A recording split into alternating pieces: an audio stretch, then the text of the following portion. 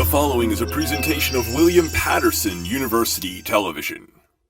Welcome back to this. The Pioneer basketball season is officially underway, and joining us today, we have Anthony, Joe, and Danny to break down all in the first week of Pioneer basketball. Now, we'll start with the men's team, Anthony. They start off 0-2 this season.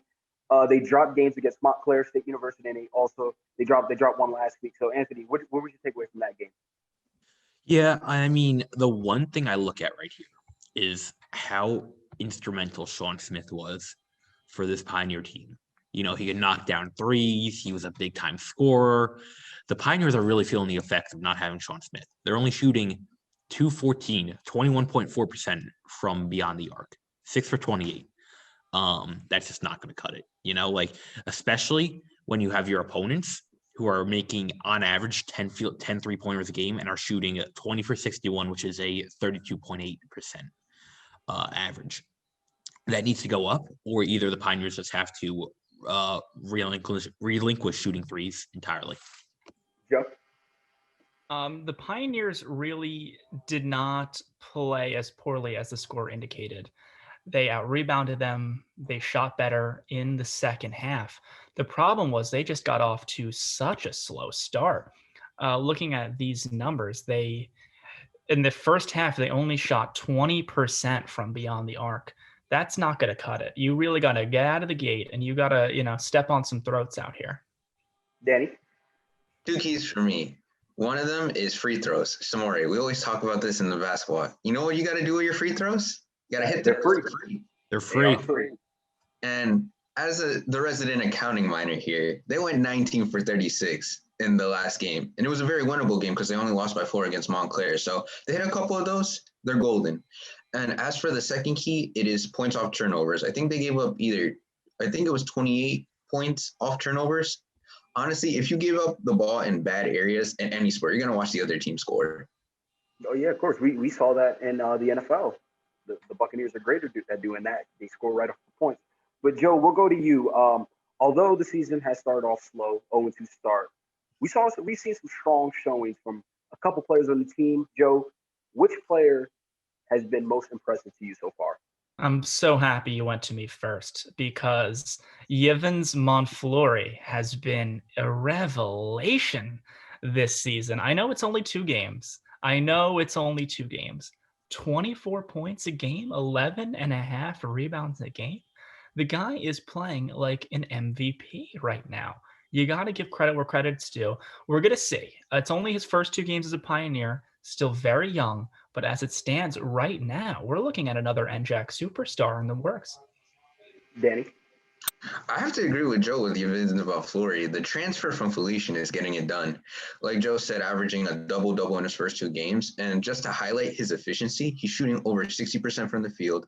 And although, like Anthony said, they're not shooting the greatest from 3 right now, he's basically their driving force from 3-point range, going 4 for 9 and 44% from 3, spacing it out as a big. Just whopping numbers across the board there.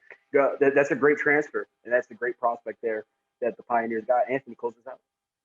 I have another guy for you. I have 2 guys, actually.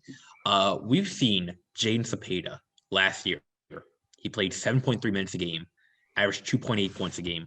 And since then, we've just seen him rise to become a dominant force for the Pioneers. He's averaging 20.5 points a game this year. I know, like I said, I know it's only 2 games, but you take what you can get. In those 2 games, 20.5 points a game, very solid, nothing to sneeze at.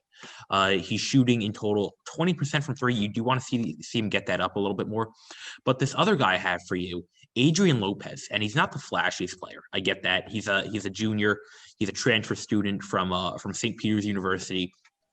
I get his numbers don't really pop off the page. He's only averaging 10.5 points a game. But what this guy can do with the basketball, he's like a wizard. He has such good control of the basketball and such good command of where he wants to pass the basketball, how he controls the basketball, what he's doing under the basket. He knows where he is at all times, and I feel like that's something that can really help this team. Look, I was once told when I played basketball, if you can go anywhere you want on the court, you want at all times. And he's done a great job at doing it in his first few games for the Pioneers. So as we shift gears, we head over to the women's side, Danny. They started off 0-2 as well. What do you think will be the biggest key to turn around the season for the Pioneers this year? Honestly, I see the glaring factor aside. Like one of the games, they had a poor free throw shooting night, but for me, it's like in the 2 games against Montclair, bench production for them has been like a clear disadvantage because in both games, Montclair gave them 34 and 35 points respectively from the bench, as opposed to the Pioneers only scoring 8 bench points and 5 bench points. So they need to get more help around, and they also need to commit defensively when they're playing against other teams' benches. Anthony? This women's team is missing a player like Elisa Giordano, Madison Delude, who can really shoot the ball. But other than that, the real problem here with the Pioneers is rebounding. You can't score if you don't have the ball, you know? And when you're allowing on average 48 rebounds a game and you're getting out rebounded by 6.5 rebounds a game on average, that's really going to hurt you. We've seen it last week, and we've seen it last week against Montclair State, where the women's team could not get a defensive rebound, and it was just allowing Montclair State to keep getting the ball back, a rebound after rebound after rebound, and Montclair State would eventually cash in those points. And once you keep doing that, it's too hard to catch up to. Joe? I completely agree with everything Danny and Anthony have laid out, but I am going to look the offensive side of the ball real quick because the shooting, specifically last game, really needs to improve. You can look at the 3-point shooting. You can look at, the free throw shooting. It's all needing improvement. They got basically half the percentage of their 3-pointers fell in than Montclair State. You can't win like that. I'm looking to see maybe people need to get a little more comfortable in the offense. I would not write this team off yet. Yeah, I think the team just needs to get a little bit more comfortable. It's very early in the season. It's only an 0-2 start. We've seen this team bounce back as they did last year. But someone who's been quite a surprise to start this season, Anthony, is sophomore Brianna Smith. She transferred from Bloomsburg. Anthony, what's your analysis on this newest contributor? Because she's been lighting it up to start her career. Yeah, she's getting a lot of minutes too from Coach Monahan, which just shows how much faith that Coach has in this new transfer. But she's shooting 37% from the field, and that's coming off a game where she was only 2 for 10 from the field on Saturday. So it just shows how good she was in the first game against Montclair State. She put up 21 points in the first game, 16 in the second game. She gets to the line. She's gotten to the line already 15 times this year, and she's 8 for 15. She does seem to depend on the 3 ball a little bit. Last game, she only shot 10 field goals. She was 2 for 9 from 3, so 9 out of 10 field goals were from beyond the arc, and she was only 2 for 9. Something you do want to get up going forward. But other than that, I mean, if you could just turn that around, we could see a really big contributor here for the women's team. Danny? Yeah, like Anthony said, she's very aggressive, averaging 16 points per game, 21 in her first game. I actually like the rebounding numbers as a guard because guards usually don't get like high rebound kind of games, and just the aggressiveness. And looks like she's taking over the role of one of the lead guards like Elisa Giordano was in previous seasons. Yeah, and it's good because the Pioneers, they do need some spark after Giordano. She had a great tenure here at William Paterson. But if Smith could keep doing this, I think sky's the limit. Joe, close this out. Absolutely. One thing I want to highlight in the scouting report, we're talking about a fall 2020 Dean's List student. So she's doing it on the court. She's doing it academically.